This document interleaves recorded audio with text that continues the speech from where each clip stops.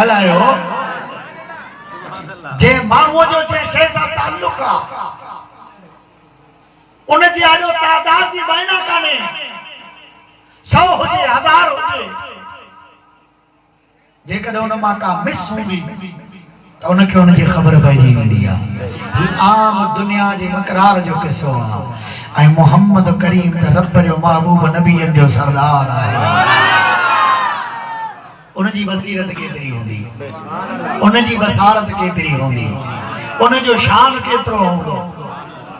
जॾहिं ख़ुदा जी ज़ात बाबरकात जो पैगंबर हज़रत सुलेमान अलैहिस्सलाम ख़ुदा जो क़ुरान थो फरमाए जॾहिं पंहिंजे लश्कर सां सुलेमान वञे पियो त हिकिड़ी कीविल चियूटी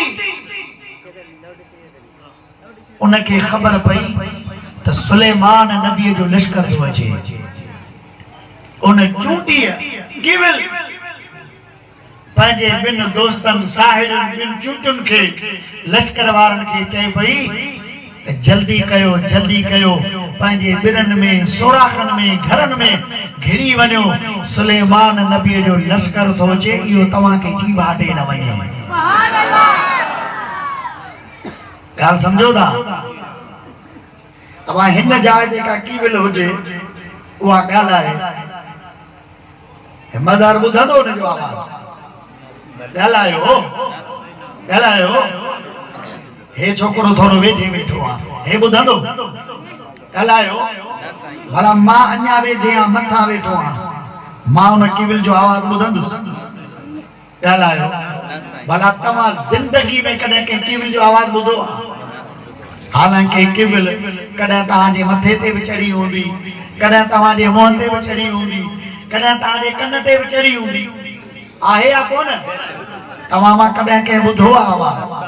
तव्हांजे कन ते कीविल रखूं त बि कोन ॿुधी सघंदो। ईअं ई आहे न अल्लाह जी ज़ात बाबरकात जो किताब कुरान मजीद फुरकान अज़ीम बुरहान मुबीन तो इरशाद फरमाए उन कीविल पंहिंजे लश्कर खे पंहिंजे ॿिन कीविलनि खे चयो सोराखनि में घिरी वञो पंहिंजे घरनि में घिरी वञो जो सुलेमान जो लश्कर थो अचे तव्हांखे जी भाटे छॾींदो। अञा सुलेमान नबीअ जो लश्कर मील परे हो। न सुभान अल्लाह न चयो केतिरो परे हो, केतिरो मील परे हो। ईअं न त को कीविल खां सुलेमान नबी 88 जे मुंडे ते हो, जरेब जे मुंडे ते हो या एकड़ जे मुंडे ते हो, न अञा सुलेमान नबी जो लश्कर मील परे हो। रब करीम जी ज़ात बाबरकार कुरान करीम में इरशाद फरमायो उते मील परे सुलेमान नबी उन कीविल जो आवाज ॿुधो। आवाज ॿुधी करे अल्लाह जे नबी मुस्कुरायो, ख़ुदा जो नबी खिलियो। दोस्तनि पुछा कई, गुलामनि पुछा कई, लश्कर वारनि पुछा कई, उम्मतनि पुछा कई कि भला तव्हां खिलो छो था? पाण फरमायो मील परे हिकिड़ी कीविल आहे मूंखे अजब थो लॻे या कीविल बि मूंखे सुञाणे थी चवे थी पंहिंजे ॿिन कीविलियुनि खे ॿिन चूटियुनि खे ऐं चूटियो ऐं कीविलियो पंहिंजे सोराखनि में वञो सुलेमान जो लश्कर थो अचे। ख़ुदा जी ज़ात बाबरकात जो कसम आहे सुलेमान नबीअ जो इल्म हिकिड़े पासे मुंहिंजे मुस्तफ़ा करीम जे इल्म जे ज़र्रे बराबर बि सुलेमान नबीअ जो इल्म कोन्हे को। हुज़ूर सोने सरदार जो इल्म हिकिड़े पासे 1.25 लख नबियनि जो इल्म लगायो मुझे मुस्तफा करीम अलैहिस्सलातु वस्सलाम जे इल्म जे चौथाई से बराबर भी कोन थींदो। मां तव्हांजी ख़िदमत में अर्ज़ कयां सिर्फ हज़रत मौलाए कायनात अली अल मुर्तज़ा करमल्लाहु वजह करीम जो कौला अल्लामा अब्दुर्रहमान सफूरी रहमतुल्लाह अलैहि फरमाइंदा मां पंहिंजे उस्ताद सां गॾिजी हिकु दरिया में नहर में हिकिड़ी ॿेड़ीअ ते सवार हुयुसि। उन ॿेड़ीअ जे किनारे किनारे ते हिकिड़ो तख़्तो लॻल हुयो, हिकिड़ो किलो लॻल हुयो।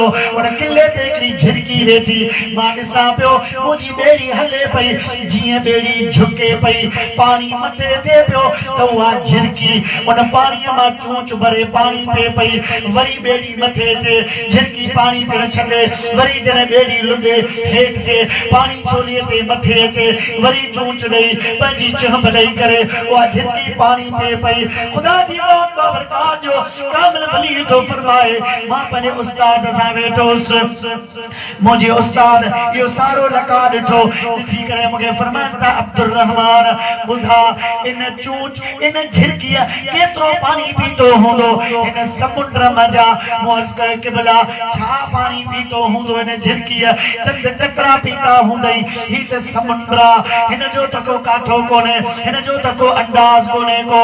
गुफ्तगू हली रही हुई, अली अल मुर्तज़ा शेर ख़ुदा करमल्लाह वजह करीम जंहिंजे इल्म ते फरमाइनि था, मां उस्ताद खां पुछां पियो हज़रत अली जो इल्म केतिरो आहे, पाण फरमाइनि था ओ मुंहिंजा लखे जिगर, मुंहिंजा पुट, मुंहिंजा तलाम, मुंहिंजा शागिर्द, इन झिरकीअ जो जेतिरो पाणी पीतो आहे, हिकिड़े पासे इहो, ॿिए पासे समुंड हुजे। मौलाए काइनात जो इल्म एतिरो आहे जीअं समुंड हुजे, ऐं पूरी दुनिया जो इल्म एतिरो आहे जीअं झिरकीअ पाणी पीतो।